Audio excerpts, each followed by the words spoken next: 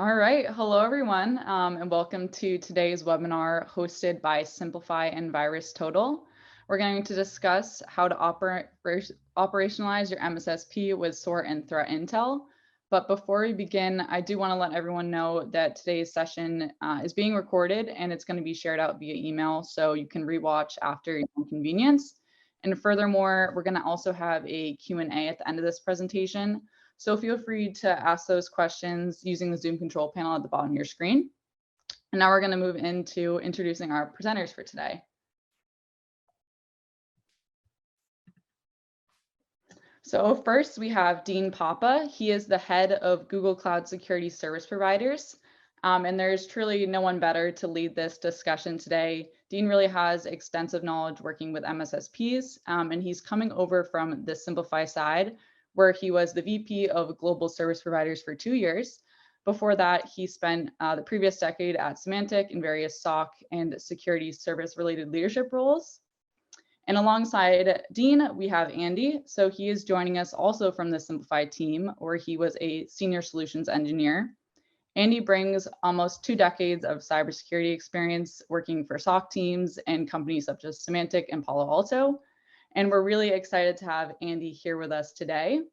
And finally, rounding out today's speakers is Emiliano, who has been with VirusTotal almost since its inception 15 years ago. He really has extensive knowledge in threat intelligence, malware analysis, and security forensic space.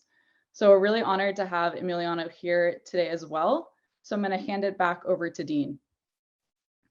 Perfect. Thank you. And I appreciate that. And looking forward to this conversation today. So I'll kind of start this off and we'll get into a little bit about the business of MSSPs and the value that we can provide in this conversation. And then from that, we're going to take this to a demo that Andy is actually going to walk through some real case scenarios. And then we're going to pivot to Emmy, and then we'll come back with questions and answers. So that'll be the flow for today. Really looking forward to this. Any questions come up, don't be afraid to fire them off in mid-flow, and we can make sure we can address those in conversation or at the end. So we'll kind of get started. The global threat landscape, I've been doing this, a while now, and every year it seems to, change and morph and evolve, right? And the concept of this is really based on the adversaries are controlling the plays and the moves. And as you can see here, the increase in cybercrime in the last year has really taken off based on ransomware being an easy target to approach. But when we change that, they're going to change those tactics as well. So we have to be vigilant and on guard with every aspect of the domains where they come in as far as threat landscape goes. This next one, 50% of global data in cloud. This is really unique and a huge value for us on the Google Cloud side. It's an honor to be a part of it. And we'll get into that a little bit more, but looking at the different types of telemetry that we can pull in, and now looking at all that cloud data, you can look at user traffic within there, and there's a lot more value to it. But a lot of data sprawl that we're seeing out there in the landscape. The alerts are increasing drastically as well. The roles to fill these SOC analysts are difficult. So we're trying to train people and align them to be able to skill set within the landscape. And risk is really starting to put a play into this, where CEOs are now responsible for risk related to breaches. So the vigilance and the maturity of the posture and really understanding the threat landscape, this isn't working, right? How do we change this? How do we fix this? And that's really the intention here. So what we see coming from simplifying, developing SOAR and having it purpose built for MSSPs is we see these traditional operational challenges that MSSPs have to deal with today.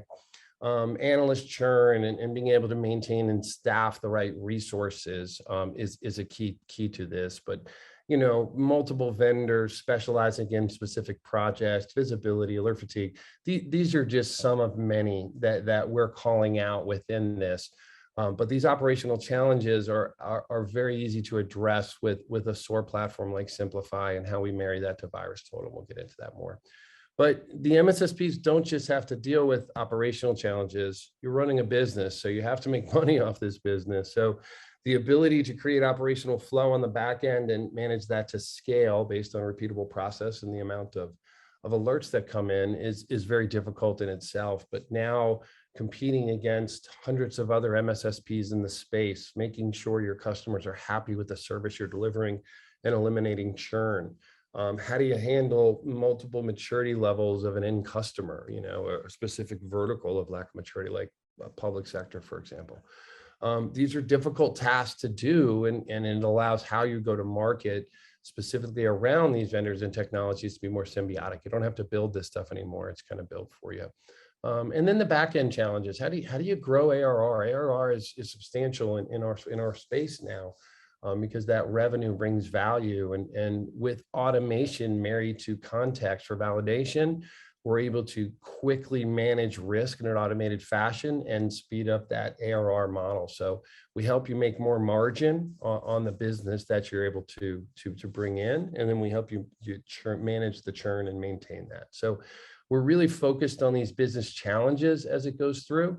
And the value of Simplify has always been in play there. I think adding Google Cloud to the mix and working with VirusTotal, some of the other announcements that are coming in, is just more exciting because we're able to really expand on that capability that we can provide you as an MSSP. And then finally, new lines of business. So, Simplify, we were developing microservice platforms with best of breed vendors out there. We're still doing that today with Google, and that's going to give you new lines of business in the market. Co-managed SOAR is an obvious one that we can talk about, but really exciting stuff going in. Google Cloud, for those of you that haven't seen lately, Google is in the growth mode right now via acquisition and internal growth of adding a very profound security portfolio to the mix. So these are some of the products that we have. What we're going to focus on today is the Chronicle story related to log analysis, threat hunting, correlation skills, data lake. Simplify as our cloud native SOAR, and VirusTotal. VirusTotal really focused on crowdsourcing, but the amount of threat intel, enriched threat intel with prevalence and the efficacy related to it is very profound, and we'll get into that a little bit more today. Detection and context. So we break this up into kind of three kind of points of entry. So the detection piece with Chronicle is always going to be a value, and Chronicle is evolving in the space right now. 1 second query on a petabyte of data that changes the way a SOC operates, and it's a very powerful message. So that disruption technology is key to how an MSSP can continue to deliver high fidelity services and function within your organization. We kind of Simplify can handle the operational process and response, and that's what we do really well. But VirusTotal has so much visibility into the world, and then the context they drive from that. So enriching the indicators that they see, both from a share purpose, but what's in the system and in the lake, and then providing extended contextuality to it. So by automating the contextual process and then marrying it to a detection repository, we're able to change the way an MSSP SOC operates. So you can see some of the bullets here to the right. The operational efficiency is really what SOAR does well, but enhancing that operational efficiency to allow your SOC to run more effectively allows your analysts to be more high functioning and thought provoking in how they operate. You can change the approach on the type of analysts that you're hiring. I mean, the where we go with this is limitless, and it's exciting to see. But in this case, a lot of what we're able to do based on the context of VirusTotal and the response of Simplify is automating over 90% of level 1 validation. And the time gaps that we can do that are substantial.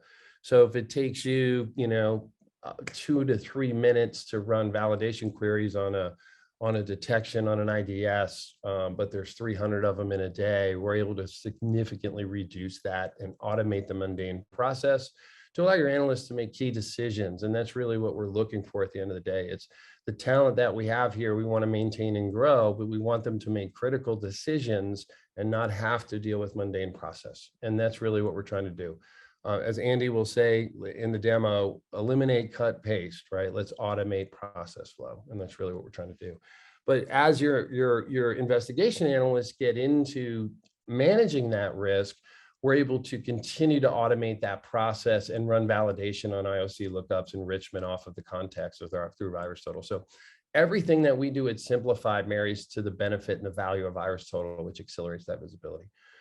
Threat hunting is another thing that's of huge value. VirusTotal, a lot of you are probably using it today for threat hunting. We're able to really expand on that with the different reach that VirusTotal has taken to market some of these portfolios that we're able to offer to the MSSP through the programs. So we can talk a little bit about that today. And then in customer options, it's always substantial. So as the customer matures, we want you to use the technology to mature with that customer so they stay with you longer. The longer you retain, happier they are, more ARR flow you make. So again, it goes back to the business conversations of how can we, make your customers happy, make you more money in that process, and deliver a high fidelity service that really helps mature and harden the posture of the end client at the end of the day. Business intelligence is another huge value. All the MSSPs that I've worked with are delivering KPIs on response and reporting. And with BI within Simplify, we're able to create that context, run the indicator validation, and then customize those reports, whether they're ETR kind of daily, weekly reports or QBR reports specific to that organization. So the Google difference, right? So cloud native, everything delivered over cloud. We handle the processing. It's a very unique approach to market, and it's where we see the industry going. So tying these technologies and running these technologies over native SaaS allows us to handle the burden and scale and process, and allows the MSSPs to really focus on that risk and delivering new lines of business and service. So really excited to be part of this journey with Google. It's just getting started. We're in about month 3 here with the Simplify acquisition. So where we're going with this is just so exciting, and the value that we're focused on providing to the MSSPs is only going to continue to evolve and grow. So you can see a little bit about what we're focused on here with licensing, and being able to develop both a sell-to model for licensing that's easy to consume for the MSSPs, and then the MSSP programs for each of these that the MSSPs can sign up for and register and utilize to deliver out to your end customers. At the end of the day, what we're trying to do is give you this disruption-based technology to allow you to standardize on a tech stack from a delivery standpoint to manage your MTTXs, right? So if I can manage your gains and optimize how your SOC operates and use automation and use integration and use response to speed that up, I'm going to allow that business to run more effectively, which allows you to spend more money and focus on marketing and adding customers. So this is our focus every day. This is our mission. It ties to a much bigger vision in that we need to change the game, as that initial slide said. And right now it's not working. And how we do that is create disruption. And Chronicle and Simplify and VirusTotal is the beginning of that disruption. And we're able to help deliver these services to the MSSPs. And we're really proud to be a part of that.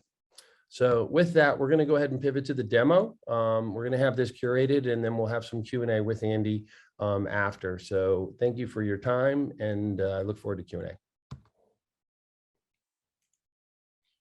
Brilliant. So just get my screen sharing here. So we will look at a few use cases today, but I want to really start with the simplest case possible, the simplest process where we can show the most direct way of getting VirusTotal threat intelligence built into a SOAR playbook to deliver quick and easy value. So we'll start off here with one of the cases on the left-hand side. It's even called IDS Simple. And the concept here is we're ingesting IDS alerts from an IDS, and we're helping to filter out the cases to reduce the amount of noise going to the analyst. So how often can a simplified playbook use threat intel to validate if this has actually caught a known malicious IP, or maybe if it's something we want to close automatically? So for this playbook, and we'll come back to this case for you in a second, I've actually built a really, really simple playbook. This took literally a couple of minutes to build. And we start off with a yellow square, which is the trigger, which defines when the playbook should jump into action. In this case, we're looking for IDS alerts. The first thing we actually do in the playbook is this blue square, which is a VirusTotal. If I click on the square, we can see in the top right corner, this is a enrich IP action. So we're using the IP address in that IDS alert, using that against VirusTotal to view the output, to score the IP address. After we've done that, we run a purple square, which is a condition, to actually analyze those results. And if the response was malicious, we take path 1, which comes up here to the top right. If I click on this blue square, we can see in the top right corner, we have done a tag true positive. So now we can see that this case has been tagged with a true positive. So it's something that we need to look at.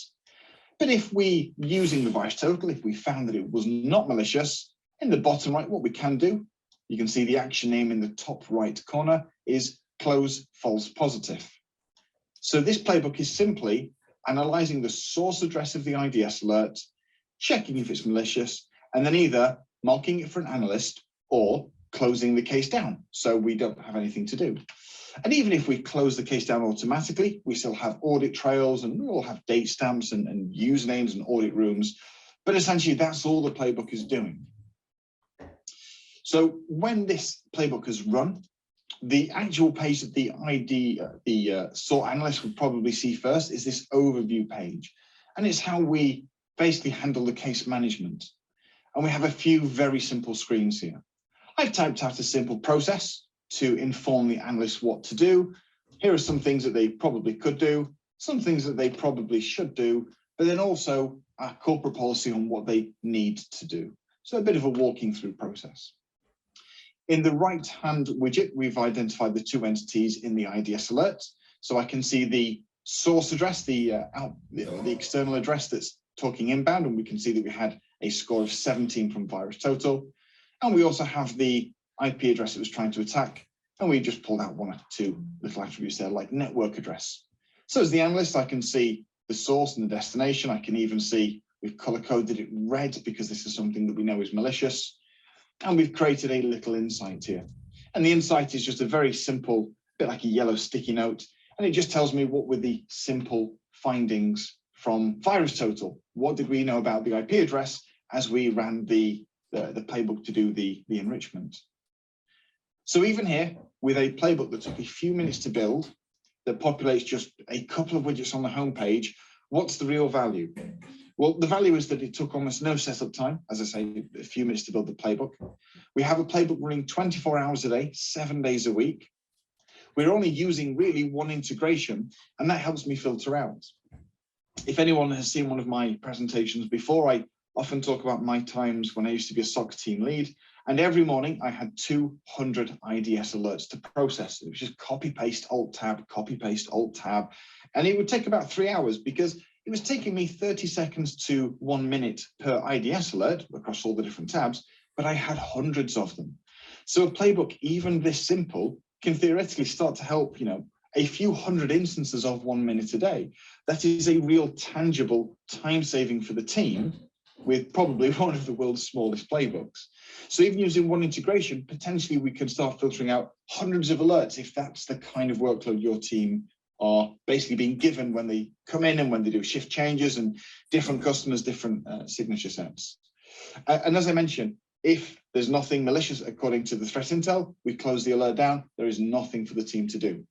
If we do find something bad, we tag it as a true positive. Maybe we reassign the case, but essentially the team can log in, we remind them what to do, and then they can start to decide, do I close the alert or do I start to go a bit deeper? And for example, here with this IP address, what we can simply do in my world's simplest playbook, we can go to the address and then start to find that much richer set of information about an entity to tell me, do we go further? Do we stop there? With that, I'm going to stop sharing and pass this over to Emiliano, who will actually take us deeper and show me the power of threat intel in VirusTotal. And then we'll come back to simplify and we'll look at a few deeper cases where we've actually padded out the process a little bit more to do a bit more case management and actually show you some of that data and simplify. But I will stop, and Emiliano, over to you, please. Thank you, Andy. So let me wear that SOC analyst hat. Let's understand how VT Enterprise can help with the intrusion detection system alert.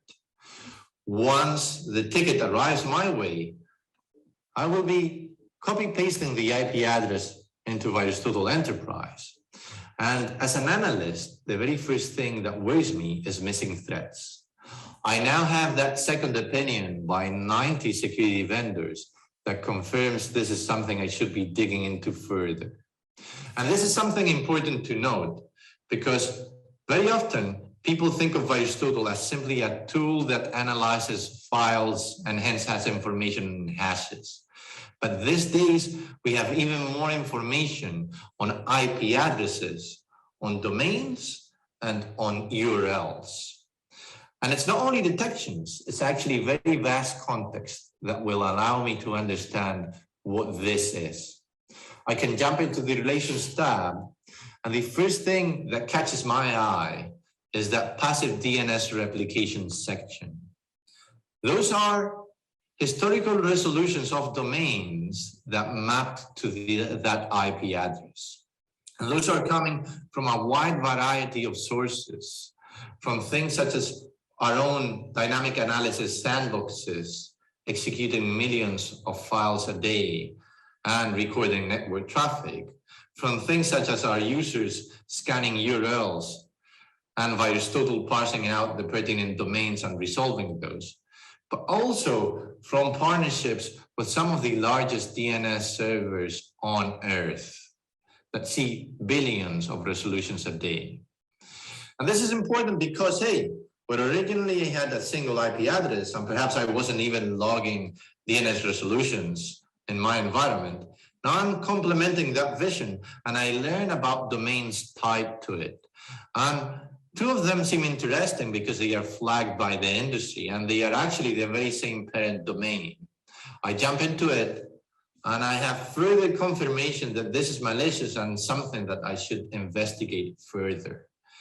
But it's not the detections that I'm going to be looking at. As I said, it's the rest of the context. Now I won't be focusing on the passive DNS replication because I'm already coming from an IP address. I start to learn that there are some other subdomains tied to that threat campaign, the kind of thing that I might want to block in my network perimeter, just in case there's some kind of exfiltration happening to those, or just in case some other user gets targeted by a different variant of the threat. I also see URLs sitting behind the domain. Again, I start to complement my narrow internal only visibility. Perhaps I wasn't recording web proxy logs, and now I learn about URLs behind that domain. And it's the kind of URLs that are interesting for an analyst because they contain very weird, distinctive patterns, such as this PHP script. Let me jump into Google and try to learn more about it. Oh, there seems to be some kind of virus bulletin article on it. I now know that this is a command and control panel for a very prevalent malware toolkit called LockyBot. So where originally I only knew about an IP address, I now know the domain tied to it. I learned about URL sitting behind it.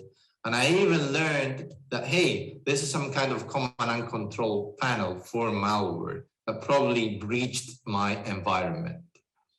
And indeed, if I continue digging into the relationships, I see things such as downloaded files from the domain, but also files that communicate with it. So if this is a command and control panel, it makes sense that there's malware communicating with it.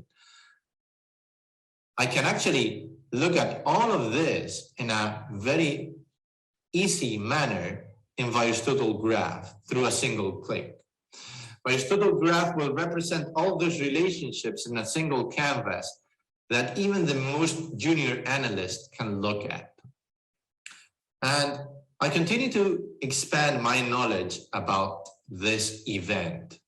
Indeed, what I want to focus now is on those communicating files. Let me zoom out so that you can see it better. And there's two kinds of files that I'm seeing at a glance. There's documents and there's executables. Perhaps the documents are some kind of intermediate step, intermediate delivery vector, deploying the final executable payload that communicates back to with the command and control. So let me use the new filtering functionality to focus only on those documents. Why? Because I want to gather even more context in that sequence of events that led to the compromise of my organization. I actually see that this document itself has a very interesting relationship. Email parents, what are those? Well, users upload all kinds of contents to VirusTotal. Sometimes they want to share the full knowledge that they have on a given thread, and sometimes they even submit the original email that in which a file traveled as an attachment. In this case, this document. I can actually continue to expand those relationships and jump into the email itself, which is that initial first stage delivery vector. I jump into VT intelligence because I want to look at the kind of language that the packers are using in order to deceive my employees into opening it. And now I learned that, hey, they are trying to lure my users into thinking this is some kind of vessel arrival or parcel service. I even have the full language at my disposal, which is very handy because it allows me to fine-tune potentially the email gateways so that they can catch other variants of this attack. I continue to dig into those documents, that intermediate step, because I want to see if there's any more context which is interesting. And hey, this other file, this other document also has an email parent. Let's jump into that one and learn if that language, if that deception technique is consistent. I go back to VT intelligence. I jump into that very handy preview within the browser without having to download the file itself. And hey, this time they are actually trying to lure my users into opening by making them think this is some kind of payment for a quote. I jump again into the language itself, and yes, hey, they're trying to potentially deceive my accounts payable or some kind of other unit in my organization into thinking that this is a copy of some kind of payment information. I jump back into VirusTotal Graph because something else that we can note is that all this related IOCs are things I can hunt for in my environment through my EDR logs that might be in my SIEM in order to try to understand the full blast radius, the full scope and impact on my organization. And this actually speaks to reactive kind of investigations, to that containment and remediation step. But actually, VirusTotal can also be used for proactive security operations. How? Well, this will also be a very neat example because in this particular case, for the domain itself, not only do we have advanced relationships in terms of related IOCs, we have information that categorizes the threat, popularity ranks, the DNS resolutions, the SSL certificate, but most importantly, I also have whois lookup information. And there happens to be some registrant data points that we redact for privacy preserving purposes, but we do so in a way that allows us to pivot over the data point. I now ask VirusTotal, hey VT, did you see any other domain registered with that very same phone? Because, you know, attackers very often tend to reuse, tend to exhibit certain common behaviors. And hence, this allows me to pinpoint other infrastructure that might be tied to that same threat actor. This is the kind of thing that I can now preventatively block in my network perimeter.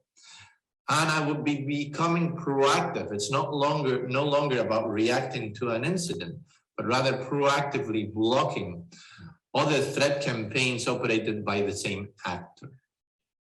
So, in essence, what we've seen is that VirusTotal can help in a 360-degree kind of fashion in your incident response. When we look into triage, we can actually automatically discard false positives because we have known good information, not only known bad. We have prevalence, provenance information, authenticate signatures that allow us to discard noise that comes from solutions such as intrusion detection systems. We can also automatically confirm true positives, so those are immediately escalated to my SOC analysts. But most importantly, we can also prioritize those alerts because, hey, perhaps a ransomware is more critical than adware. And that's the kind of information that actually VirusTotal has in its data store. And beyond that, we can enrich those alerts, those tickets arriving to our threat analysts so that they can fully understand the impact on the org. Once they are looking at those tickets, it's very easy to automatically spot things such as command and control domains and automatically block those so that, hey, we prevent further exfiltration of data to the attacker. We can also understand the full blast radius and isolate all those other devices that we understood were compromised by performing hunting for the additional IOCs. And we can revoke any privileges tied to the incident.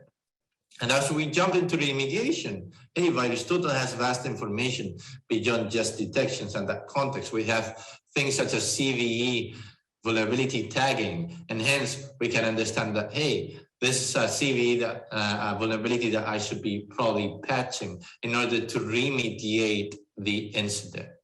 We can also preventatively block other additional IOCs. And most importantly, as we think of the full cycle, it's not only about reacting. We can conduct proactive operations with VirusTotal.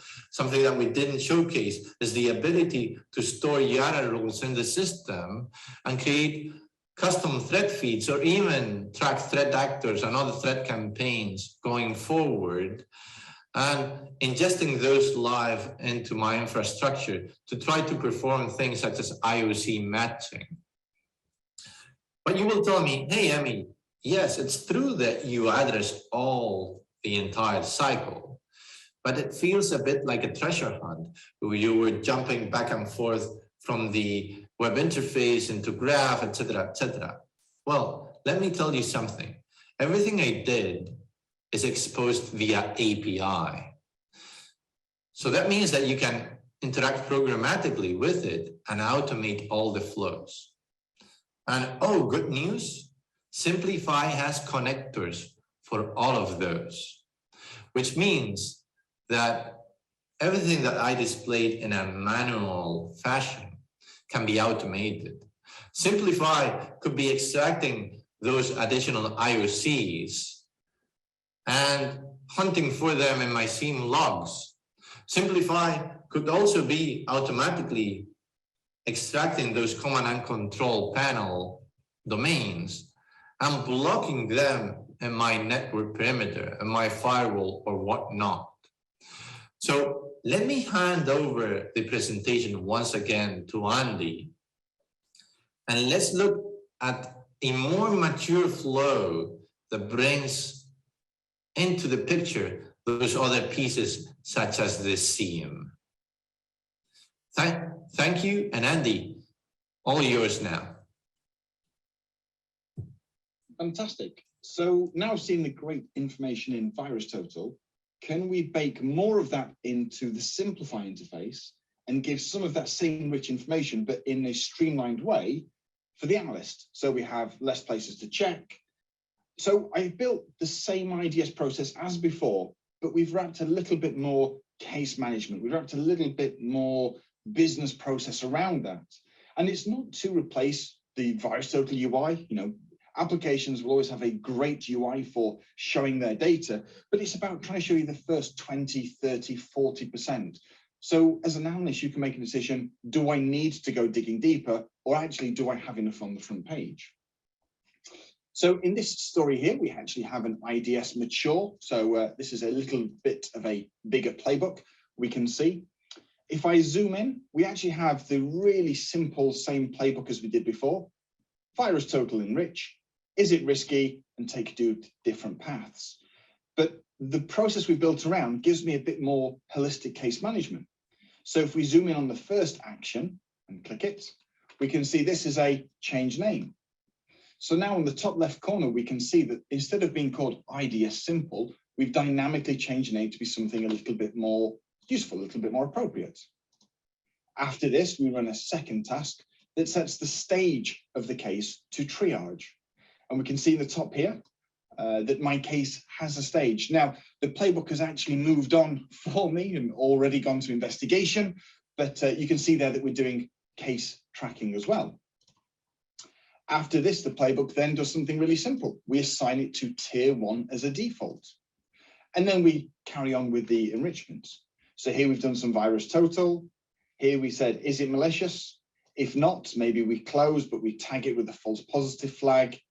If it is malicious, we start doing some more things like tagging with a manual intervention, because now humans had to get involved. Maybe I want statistics on manual intervention versus non-manual intervention. The playbook then also tags it with a true positive. So we know here in the top middle, again, that this is being confirmed, this is in my reports and my dashboards, and so on. So still really, really simple tasks, but more of a business process that also talks to SEAM. In this case, we're using Chronicle and Splunk to give a bit of variety. And then if we find any hits, we make it more sensitive and so on. So how does this look to the analyst? Well, what I've done here is we've actually, if I go back to the playbook, we can see at the end, we have these 3 actions that will require human input. So in the simple version of the IDS, I told you what to do. We had those columns of should do, could do, must do. But here, the playbook is actually going to walk me through step by step all the different things to do. So we can ensure process consistency by giving the analysts the right things to do with a timeline in the right order where we are auditing by default. So it's a bit more interactive, and that way we reduce process deviation. And we put it at the top here, so we're very obvious of, is the analyst waiting for the playbook or is the playbook waiting for the analyst? But before I do those, let's have a bit more of a look at the information. So just like before, we start off with a very simple virus total enrichment. Here we can see we had 3 hits.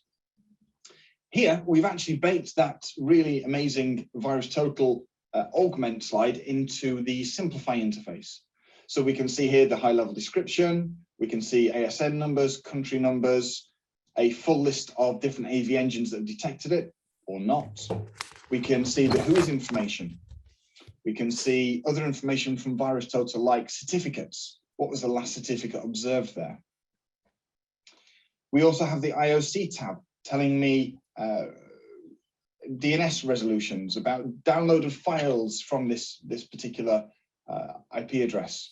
We can see some of the other files, the communicating files from the IP address and the different scores they've got, whether we've had URLs on that IP address before. So without having to tab switch, without having to copy paste, within seconds, the playbook has put all that together for me, courtesy of virus total. In this page, we've also started to render insights, and an insight is a bit like a yellow sticky note. It's a bit of a prompt for the analyst. So we start off with some automated findings, a bit of a thought process. Through virus total, this IP has crossed the threshold, so we know it's a true positive. Please remediate the case by following the pending actions. Maybe if this was a crown jewels device, we also have a description here and a sentence, and it just gives the analyst a bit of a chain of events. Equally, we've been collecting the virus total community comments and putting those in an insight. So this IP, according to the community, this IP has hosted LockyBot. We have another community member talking about keyloggers. Now, this obviously fits really nicely back in with some of the different domains we were seeing here. They seem to be a little bit, look like a bit of a bank phishing. So that's nice for my analyst to see. We can also see that simple virus total enrichment from before. And today's demo, I thought I'd just do a really simple inclusion of correlating with a SEAM. So how does that look inside my business? You know, maybe you're a pure Google house, in which case we have Chronicle. Maybe you are not a Google house and you have another SEAM. So ArcSight, QRadar, Logarithm, Splunk, or anything else.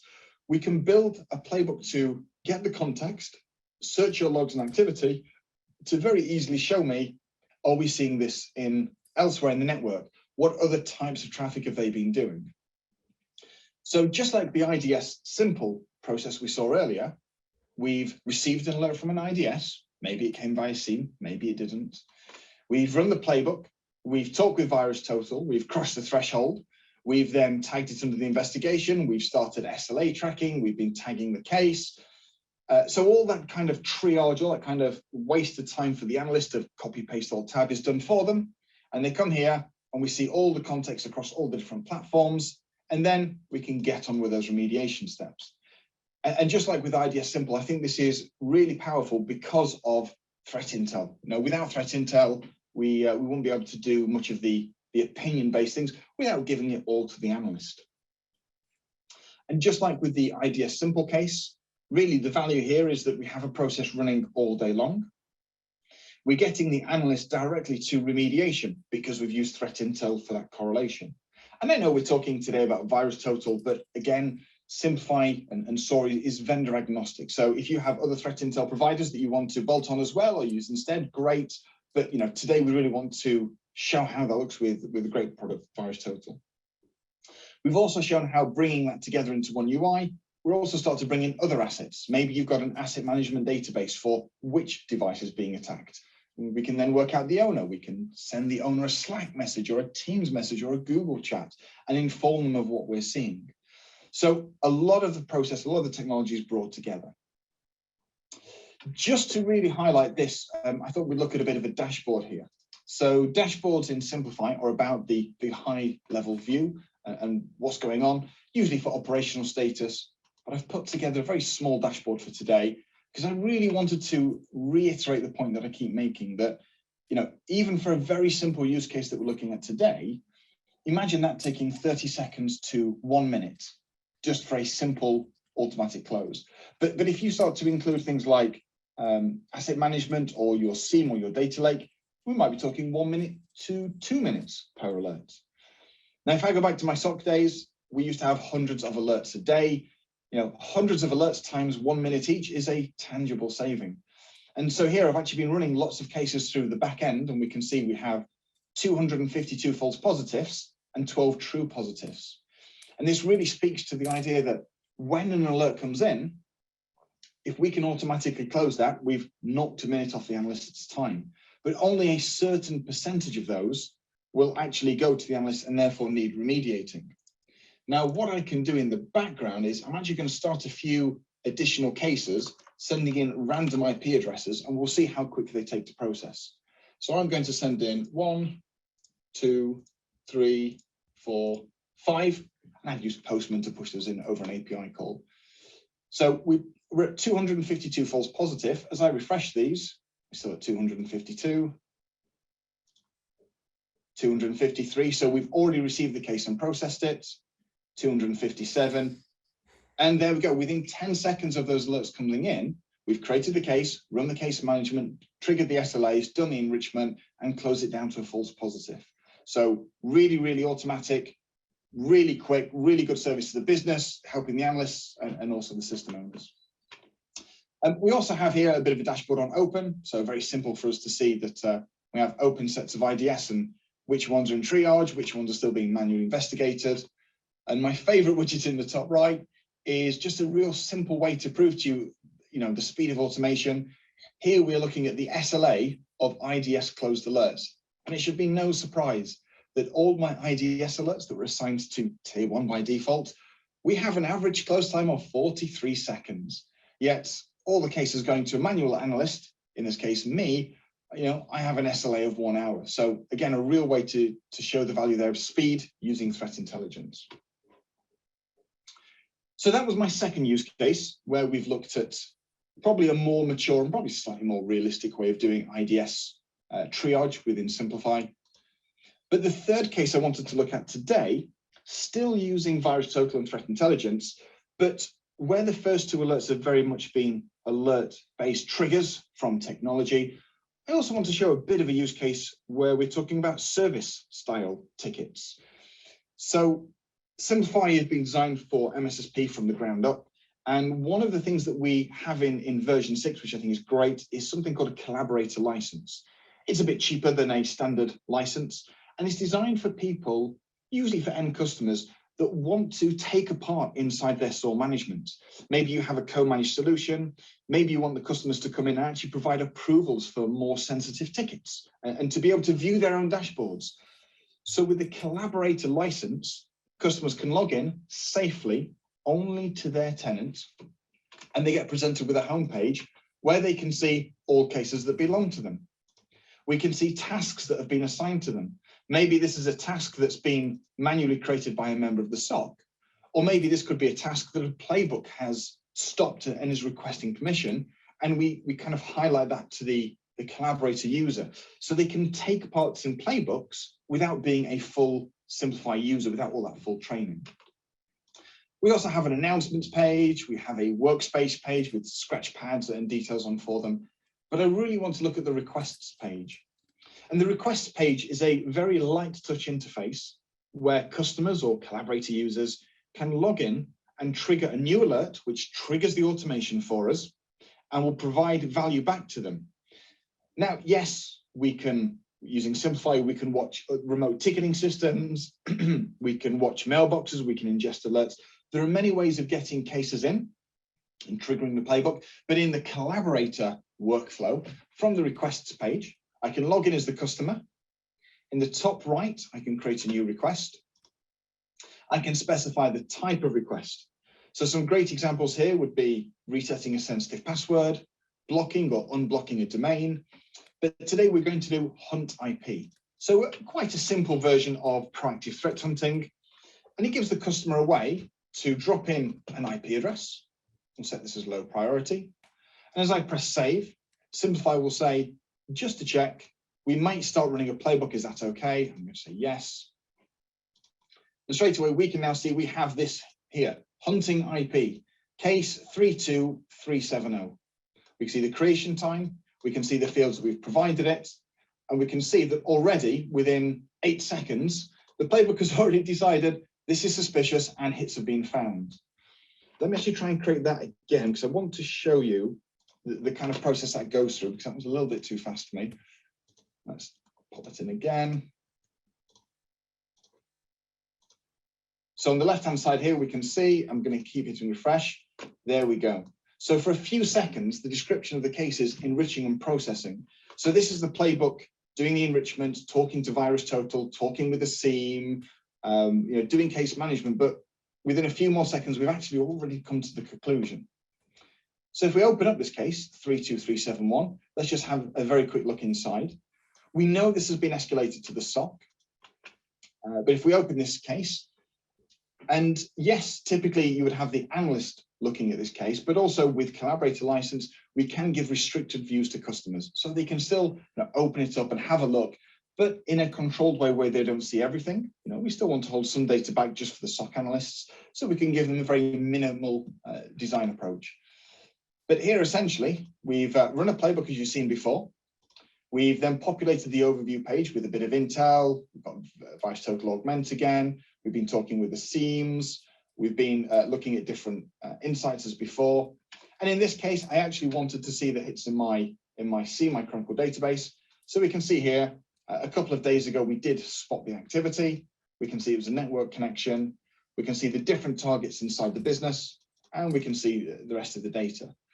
So my playbook has already found within 8 to 10 seconds, yes, this IP is active. We have been seeing things in the network, and yes, it does look malicious. So that's why, going back to the homepage, our description, our feedback is suspicious and hits. This has been escalated. So the playbook, what's the playbook done? Well, we started off with some simple case management as before. We then started to parse the data.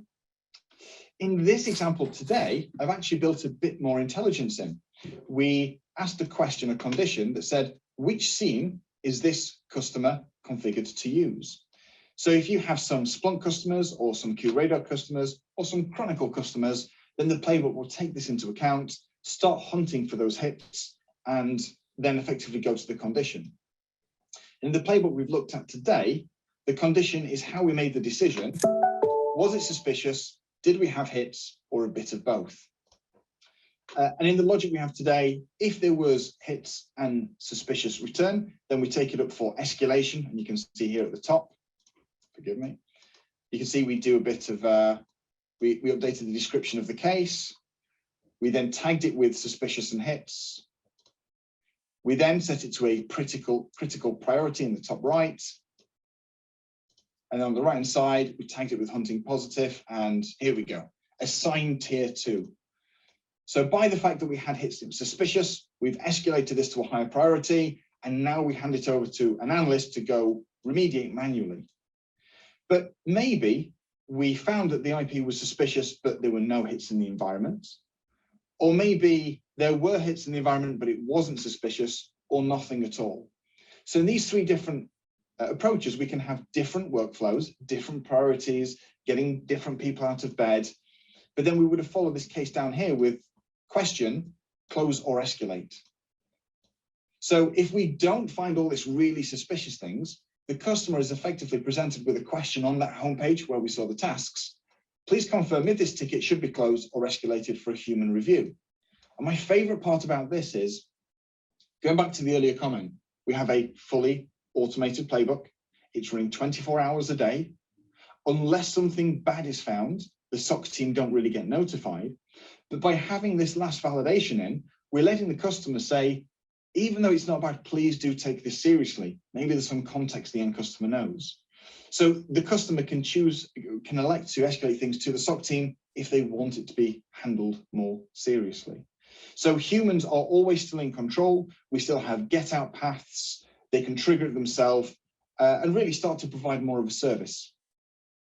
There was one last playbook to run through today, guys, because I really want to show you one more example of this, but for the sake of speed, we're just going to go through and look at the playbook rather than the case creation. But again, taking that flow of using threat intel to enrich a service style use case, how about a request from the user where we can unblock a domain? So we receive the request from the user, just like we did for the IP hunt. We then enrich it with VirusTotal and get the domain details.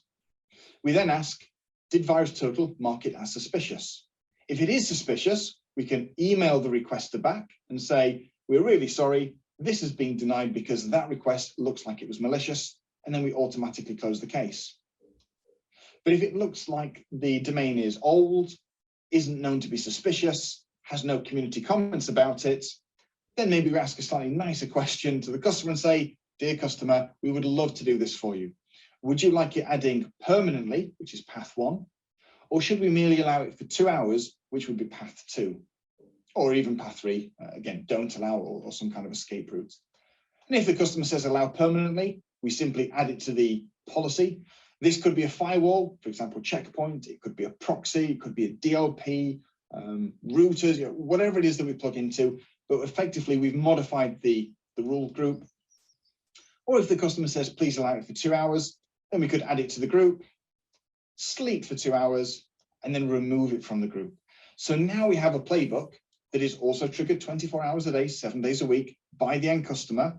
We'll only give them permission to modify the rule sets if the request appears safe to be, and then potentially even a playbook that will clean up after itself in the future. The last thing we want with automation is one domain being added every day and then unruly policy sets that we can't manage. So I think for me, this is a great example of a service-orientated use case that we can build, use threat intel, offer to the customer, and effectively either sell more service or just offer much quicker turnarounds to customers, which all leads to more analyst time for analysts to go doing really valuable stuff, real threat hunting, really good deep dive investigations and remediation, because we've taken off that kind of copy and paste approach. So I'm going to stop screen sharing here and just hand back, and I think we'll do Q&A in just a second. Thank you so much. Excellent. So let's kind of transition. Brilliant. So, yeah. Brilliant. So just get my screen sharing here. Technical difficulties, as always. These things can't go without a little flaw. Let's kind of pivot it over to Q&A. Carolyn, you want to jump back? Yes, definitely. Thank you so much, all. This is a great demo. And I want to start off asking a first question that came in about VirusTotal. And the question is, where does VirusTotal's data come from? Thanks for this question. I'm Vicente Diaz from the Aristotle team. So Aristotle basically is, as we saw during the demo, cross-site threat intelligence. This is a community effort, and we get basically the data from all of our users around the world. As you know, we are providing the service for free, saying if something looks malicious or not after running this through around 70 antiviruses. And obviously, this is attracting a lot of users just to check if the files are suspicious or not. So this data is coming very transversal from many different countries, many different kinds of users, plus all of our partners, security partners in the industry, and security researchers. So it's a pretty, I would say, heterogeneous data set. And well, probably is the biggest cross-source threat intelligence database in the world. Excellent. Thank you so much. And something else that just came in was, can you give us some examples of companies that might use your service, VirusTotal? Well, VirusTotal is used by, I would say, many security-related companies. There are governments, also like governmental agencies who are interested in protecting different ministries or different public companies, etc. Large enterprise sector like Global 2000 companies. We have a lot of security vendors, as I said, as well as MSSPs. Well, I would say that around 19 of the top 20 Global 2000 companies are customers of us. So yeah, it's pretty, let's say, a standard in terms of threat intelligence in the security community. Excellent. Thank you for your answer. One other question that we had was, so apparently VirusTotal provides a second opinion for IOCs by multiple security vendors. How many vendors does that include? So the total number of vendors is, I'm actually not really sure. We have, as I said, around 70 different antiviruses in our service. But we use so many different tools, so many different partners that are offering with different possibilities to analyze potentially malicious files, URLs, IPs, etc. We have different feeds. We are checking everything we can from not only the files, but as I said, domains, IPs, verdicts, etc. We also use many different sandboxes to make sure that everything is detonated. We extract the macros from the documents. We allow to visualize what is inside without the risk of you opening something that looks like malicious. We check the signatures. Well, so it's difficult to quantify absolutely everything we have, but I think that this is giving a proper idea. Oh, thank you. So we have some more questions coming in from the Q&A. And do you have an ability in Simplify to create loops in a playbook? So this would be a question for Andy. Yeah, hi. So there are a couple of ways of doing that. I think when we talk about entities, which is how we look at IP address, username, hash, CVE, credit card number, all those kind of identifiable objects, then when we have an action in the playbook and it would say which type of entity do we run on, then by selecting the entity type, we will actually loop through all those entities naturally for you. So the actions are naturally doing that. It would then obviously mean things being converted into entities, which we do in the alert mapping. And there might be some cases where we have more of an outlier use case where we have to do very complicated structures. In that case, we might have to look at a custom action to basically start building up that statement with a bit of a loop. But again, that would very much depend upon the use case. So yeah, so for me, that would be entities are doing that naturally for us. Okay, thank you. And just another question that came in to clarify that last part, Andy. They mentioned not for entities, but for other actions as well. So again, it would depend. Maybe I think there are ways of doing that with things like the maybe using the context or using the buffer. Sometimes maybe we even use Ginger. I think there could be a good example there for something we have called template engine. So there's, if we look in the Power Up marketplace, there is a Ginger tool in there called template engine. And basically you can start to say 4 objects in JSON, then output a string. You know, Ginger is a very powerful language. So I think maybe that would be one of the ways to do that. And then later on, we could use the output of that as the effectively the complicated string input. So that's probably where the question is going. Okay, great. Thank you. And we only have time for one more question here today. Are there any MSSP bundles for Simplify and VirusTotal Enterprise or Simplify, VirusTotal, and Chronicle right now? Yeah, this is Dina. I'll do that one. We are in the process of aligning bundled pricing for MSSP on ingestion as well as MSSP sell through. So Chronicle has a very aggressive disruption program there. We're marrying those programs to it. VirusTotal has an MSSP enterprise module pricing, and VirusTotal also has an MSSP program on sell through. So probably another month or so, and we should be able to have all the bundles aligned to make it as easy as possible for the MSSPs to transact on back end, but also how to deliver these and make margin and ARR on the service delivery. Great. Well, thank you guys so much for this Q&A. I just want to follow up and highlight some of these Simplify and VirusTotal resources that we have here.